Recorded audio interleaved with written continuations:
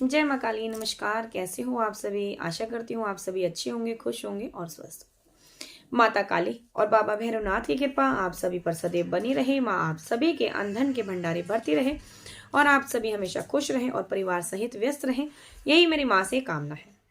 आज मैं आपके लिए एक और जानकारी लेकर के आई हूँ, जिसमें मैं आज आपको बताने वाली हूँ कि जो हम पूजा पाठ करते हैं, मंत्र जाप करते हैं, इसका पूर्ण फल हमें कैसे मिलेगा, क्यों हमको अधूरा फल मिलता है, क्यों हमें ये जो पूजा पाठ करते हैं इसमें मन नहीं लगता है, ये सारी चीजें हमारी व्यर्थ क्यों जाती हैं, इसी के बारे में यहाँ पर आज मैं आपको जानकारी दूंगी।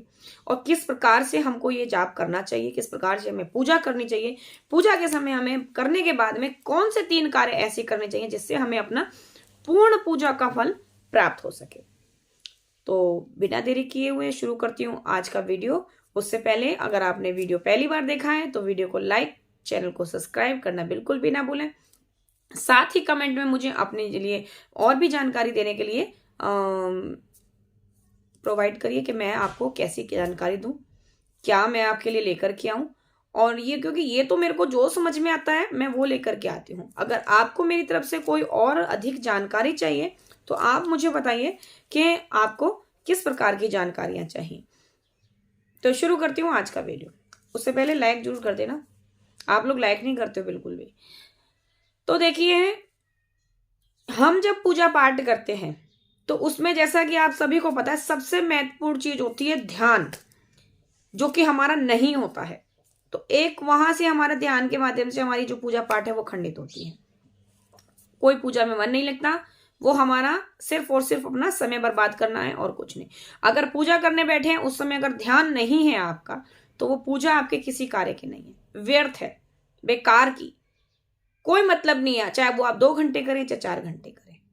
एक बात, ये तो बहुत सी नॉर्मल सी बात है। आगे मैं आपको बताती हूं कि ये पूजा पाठ हम फल जो लेंगे इसका किस प्रकार से लेंगे। बहुत से लोग इन पूजा पाठों में बहुत गलती करते हैं।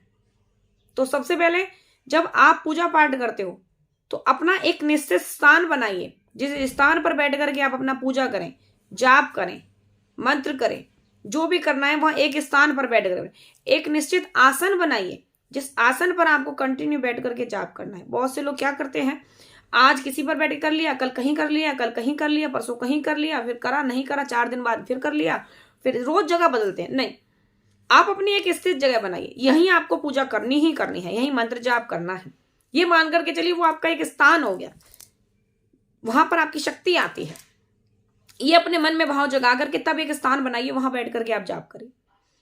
दूसरी चीज, बहुत से लोग क्या करते हैं, जैसे माला से जाप कर रहे हैं तो माला से जाप करते समय बहुत से लोग क्या गलती करते हैं कि माला ली, जमीन पर पड़ी है तो जाप कर रहे हैं, इधर उधर गिर रही है तो जाप कर रहे हैं, माला टेढ़ी मेढ़ी पड़ी है जाप कर रहे हैं, कभी यूं। देखिए, माला से मैं ये नहीं कह रही हूं कि नियम है, नियम नहीं है, लेकिन माला की एक इज्जत होती है।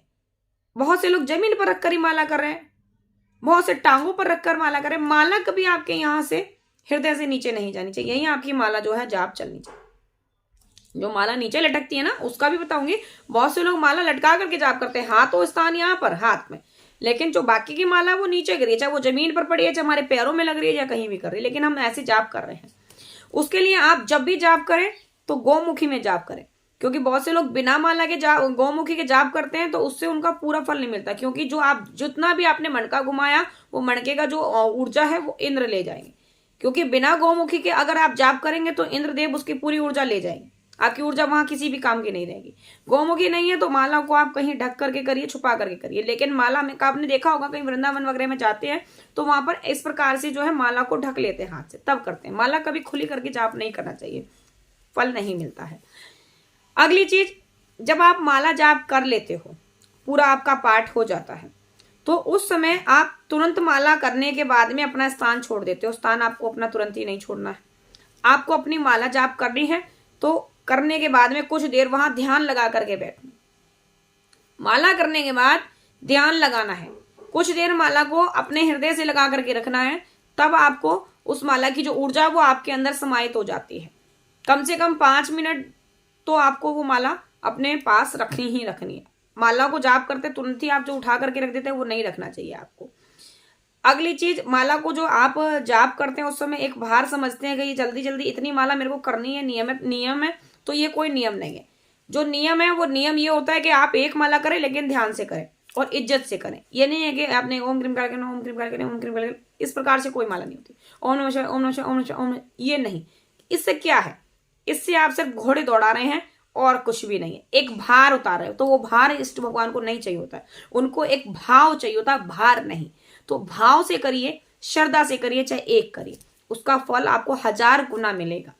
लेकिन अगर आप इस तरीके से घोड़े दौड़ाएंगे तो उसका आपको 1% कोई लाभ भी नहीं प्राप्त होगा।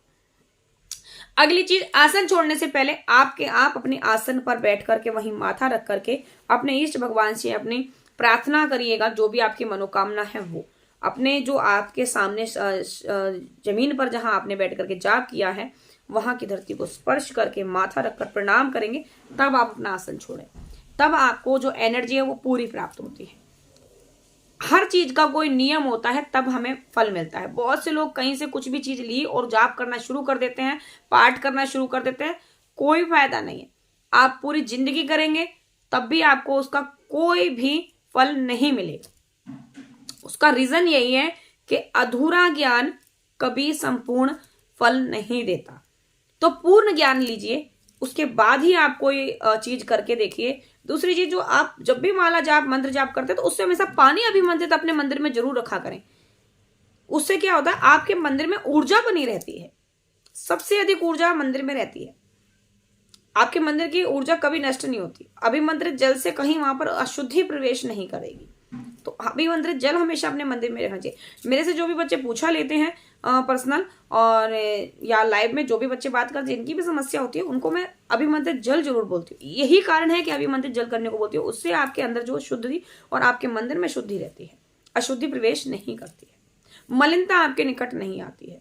जाप शुरू करने से पहले आप उस पानी में से थोड़ा सा पानी अगर पी करके बैठते हैं तो फिर आपके अंदर जो नेगेटिव थॉट्स हैं वो नहीं आती है।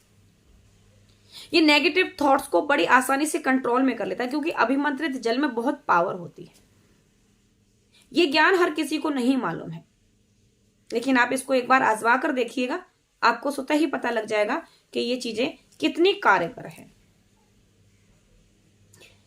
तो आज के वीडियो में इतना ही। वीडियो अच्छा लगे या इससे कोई जानकारी आपको प्राप्त हुई है तो वीडियो को लाइक कमेंट शेयर जरूर कर दें। साथ ही चैनल को सब्सक्राइब करना बिल्कुल भी ना भूलें।